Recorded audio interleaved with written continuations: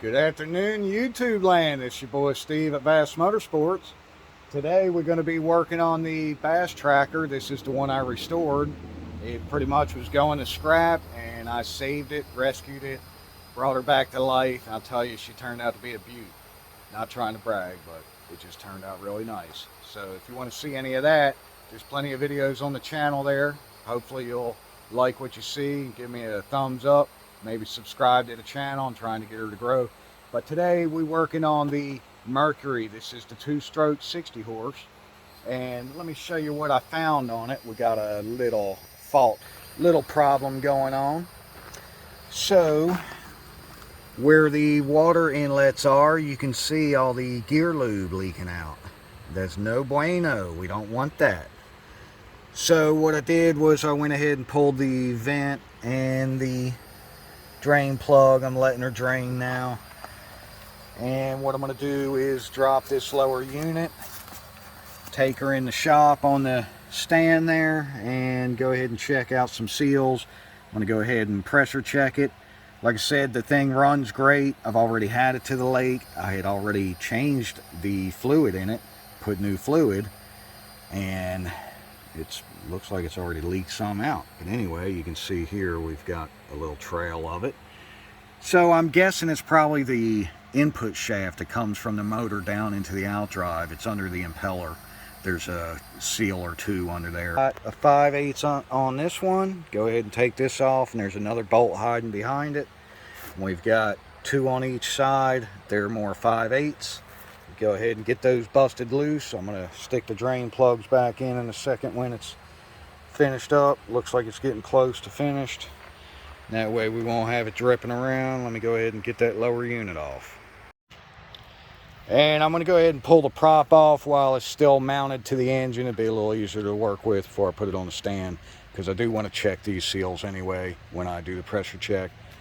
I'm going to replace them anyway, but let's just see what kind of shape they're in. I'm going to take a screwdriver and just bend these tabs down flat. They're little locking tabs. And then this is a 15/16. I already got pulled out on the ratchet here, so we can break that loose. Woohoo! She's been sitting around so long, there was bees up in here. I had to spray with some brake clean a little bit ago. But anyway, the prop looks good and greased. Oh yeah, that's what I'm talking about. So like I said, it's very low hour, and I can tell that by the skeg because it's not broken or chipped anywhere. The paint's hardly even wore off. And the edges on the prop look like they're brand new, which, you know, anybody can change the prop. I understand it's probably not the original with it anyway, being a nice stainless Vengeance. But that is a very good sign when the skeg looks like that.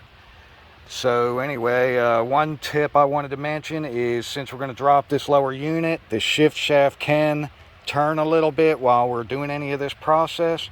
Right now the boat is in neutral, so what you want to check is make sure your prop spins both ways, no noise. There's no clicking, no engagement at all right now. That's what we want. So when you go to put the outdrive back on, if you were a little worried about whether or not it's lined up good, the shift shaft, this will be a good time to do your spin test, and that'll let you know, because you might have to spin it. If it's trying to lock in one direction or trying to engage at all, then you move your shift shaft a hair and get it where it's in neutral again. Alright, so I went ahead and took the 5 bolts out, gave her a little smack or two, and she'd come right on out, slid right out. I happen to have this little stand I made up out of an old AC recovery machine for automotive. Works great for this. And I do a lot of the big outdrives off inboard outboards, and I'll tell you, this is like a toy to me. This little 60 outboard. First step is get these 4 out of the impeller housing. They're 10mm.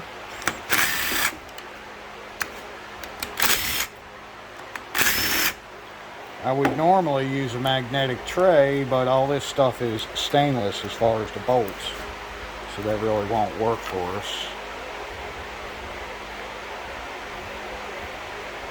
There it is. Well, it's soaked in there, but again, it's hard to say if it's the shift shaft or not. Impeller still looks good. Nice and soft. No cracks visible anywhere on the rubber.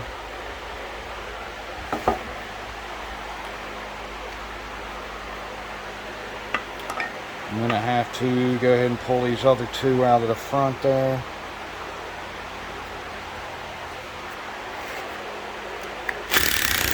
Get this lower gasket plate. Pull this plate off.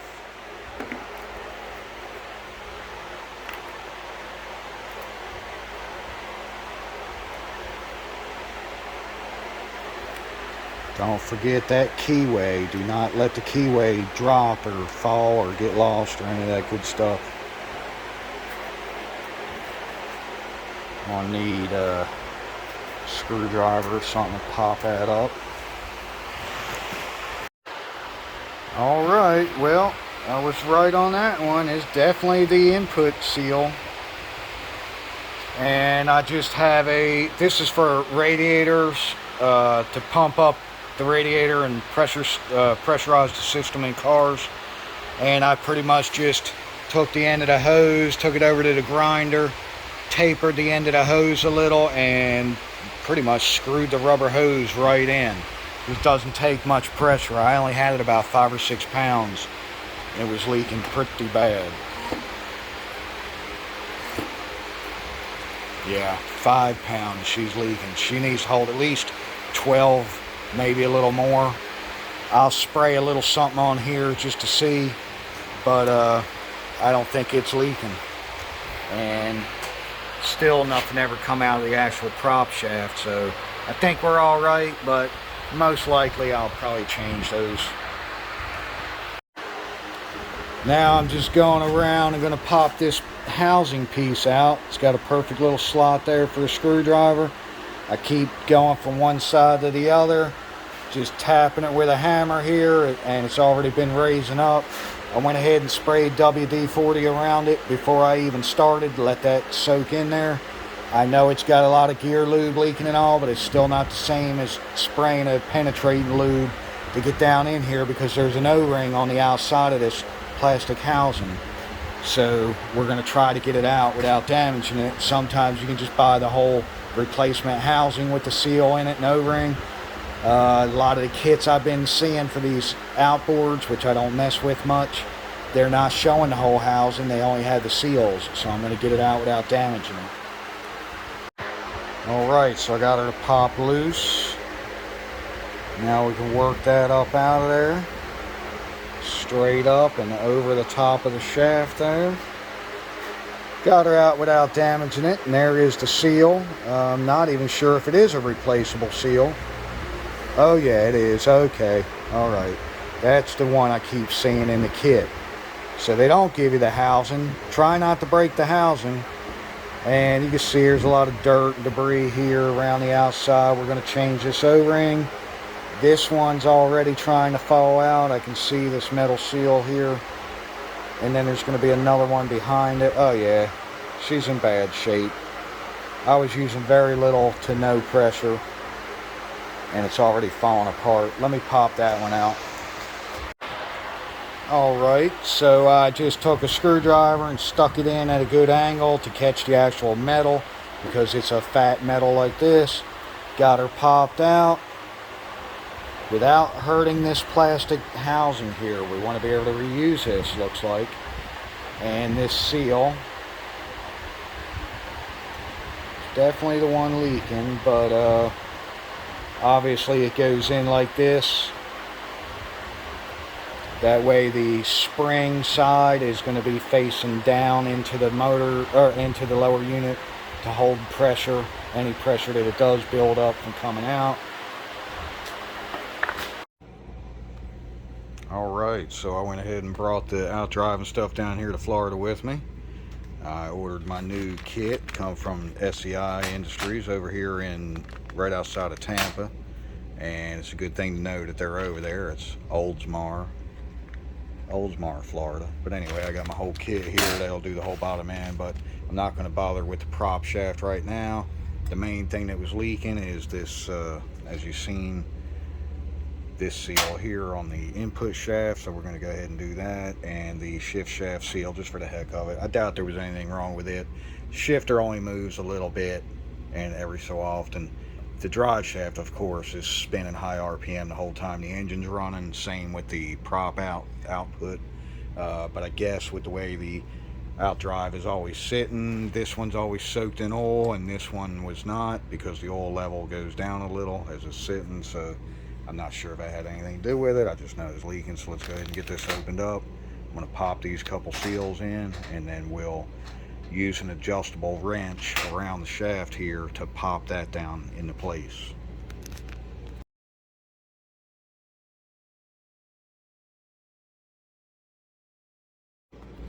Alright, so I went ahead and matched up my old seals across the top here with the new ones. The old sleeve for the water pump, the top of the water pump housing here. Shift shaft seals. And these are going to be on the drain plug and vent plugs. There's 3 of them on these outdrives, 2 vents and 1 drain. The O-ring for the outside of this, and of course my new gaskets for the actual impeller housing. So looks like everything's nice in the kit. And then I still got my stuff, my 2 prop shaft seals. When I decide to do that when I get home, I'm not going to bother with it here while I'm in Florida. I'll do that back at the shop. Alright, sorry about the table here, but I'm going to try to show you what I got here. So we're starting with this empty housing, and this first seal is the rubber coated one. We want the spring facing inboard, in towards the engine itself to hold the pressure, I guess. So it's going to be the cupped side here. Not sure what you can see there. That's going to go down into it. And sorry for the lighting here. We don't have the best lighting. Trying to be in the shade. It's kind of hot out here, but what I'm going to do is I always use a little petroleum jelly. Just put a real thin coat on the outside there and some on the inside for the shaft, but this will push right down in there. Alright, and that pushes down in there pretty much by hand, especially with the little lube on it. And then we're going to go with the next seal. This one's going to face out like this, the spring also. And I'm going to just push on that outside. I'm going to have to put the phone down a minute, but you get the idea. This should press right into. Alright, just make sure your shaft's nice and clean. I have a little Scotch-Brite pad if I need it for anything, but I pretty much already cleaned everything when I had it back at the shop. That's with the second seal pressed in. The nice new O-ring on it. I cleaned the groove out. Everything was nice and clean. Luckily it's plastic housing anyway. In here I took the scuff pad at home, cleaned all that out real good. So next we're just going to slide this on very carefully. It's got the lube on it, or the Vaseline, so we get it down in there and just get it sitting nice and flush. Now I'm just going to take an adjustable wrench, get it down the size I need, set it right up against the housing, and now I can take a hammer and just hit it here and that'll pop right in. But again, I'm going to have to put the phone down, unfortunately. Alright, so I did have to get a socket to get this one to sit really nice and flush. Now I got my new gasket and the plate. Slide them down on there. And you can tell what side of the plate the impeller was running on, so I know I've got it facing the right direction. Get a couple of these in there started.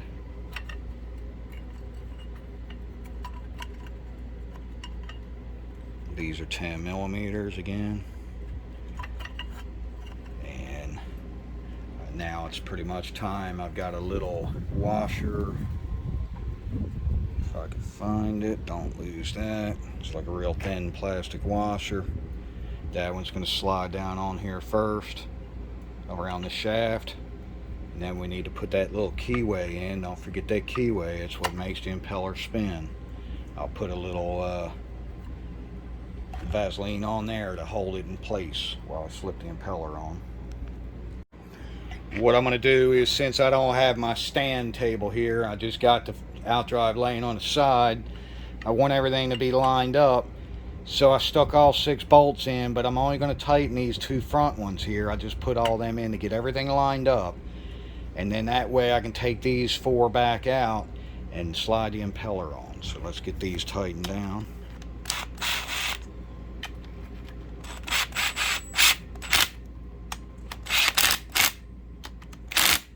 That'll keep everything from moving now when I take these back out, but yet the gasket and the plate are lined up.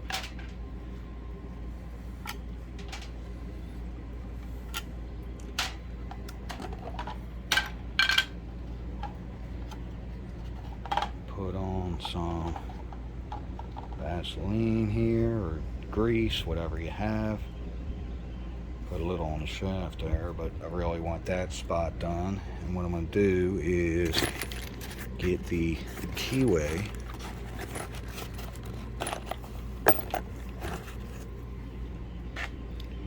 set it in place there, because it will just fall off.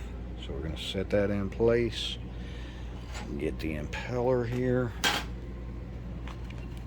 get the gasket for that.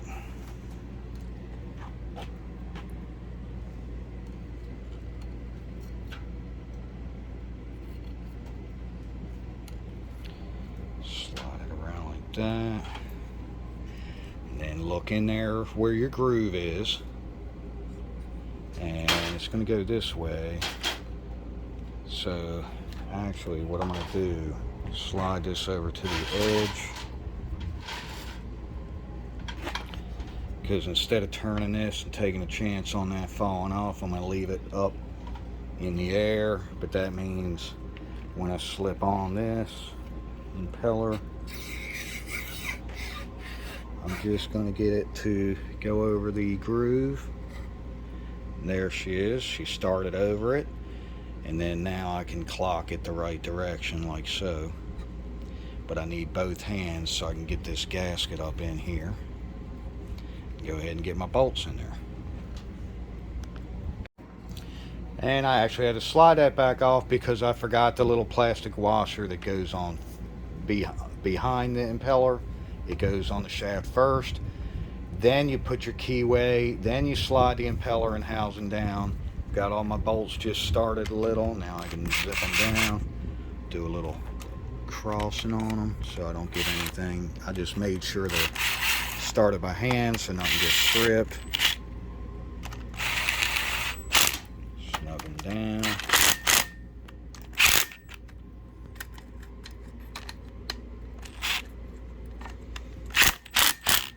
I'll come back with a ratchet in a second, make sure everything is good and snug. And then this one's going to go on here, and then this goes on just like that. Next is the new little water coupler for this. There's a big end that goes on here on the housing. This end is smaller and tapered, that goes up into the outdrive. It's on the actual motor still. So I didn't put any lube on that side. I'm going to go ahead and cram it on there so it'll stay in place. This side I went ahead and put a little Vaseline in there, and that way it'll help slide on when I go to put the foot in on the motor. Alright, when you break those loose, take it out. If it doesn't stay on the actual cap there, just take a screwdriver or pick and pop it out. This one, it did have the paper seals in it. The kit come with the paper ones if you want to replace them with the paper, but I happen to like these rubber coated metal. They were in there also. I'm just going to go back with these. You make sure that everything, no residue or anything, chunks or anything of the old one is left in there, because it was just paper. Make sure everything is out, cleaned out, and then just install your new one. A lot of times when you take the plug out, this style one will just stay on the actual plug, but just make sure there's nothing on the plug. I'll get that cleaned up real quick. Screw her in. Let me get a strap and I'll put it around it. I'll take the engine cover off, and I'll have my flywheel exposed to where all I got to do is reach up here and give it a little turn like this, a little wiggle. And that would take the place of having to be back here turning the prop because I left everything in neutral. So I reached up here and I just gave it a little turn just to get it in a different position and make sure that it was easy enough to turn by hand like I thought it was. Come down here, get it lined up, like picking it up to where I could put the strap on, and as soon as I picked it up, boop, right into place. Held it there, put my first bolt in and snugged it up good enough to where it won't drop back down now. I didn't even need the strap. So anyway, that's kind of a pointer, is if you're putting your out drive on and you left everything in neutral, just reach up here, take your cover off. Mine has an actual little cover shield right there that goes over the flywheel to protect it, and just give it a little turn like that while you're putting the out drive up on there, or get somebody else to maybe give it a little spin or something if you need to, if you got somebody standing around. All I did, like I said, was moved mine a hair and put it in the right position to where when I picked it up, boop, went right on. Even though when I had it out, I looked up in there with a flashlight, I seen it needed to be like at the 12 o'clock, just lined up straight. The very first spline was perfect. And I made my out drive. I turned the shaft and got it. There is no fat spline anywhere on it. They're all the same all the way around, so it can go anywhere. But I made sure the very front one was forward. It didn't matter when I put it up on there. It just needed that little boop, and it went right on. So that's a little trick for you. All right, I'm going to go ahead and stick my other 4. Well, I got 3 bolts here, 1 nut, and then the aluminum anode goes up on there, or magnesium, whichever one I got. I don't know. It's usually marked on there, depending on if you're in freshwater or salt water, which one you're going to have. They got zinc and all different ones. But anyway, put that back on and go ahead and fill it up with lube, and we'll be able to put the muffs on it and fire it up.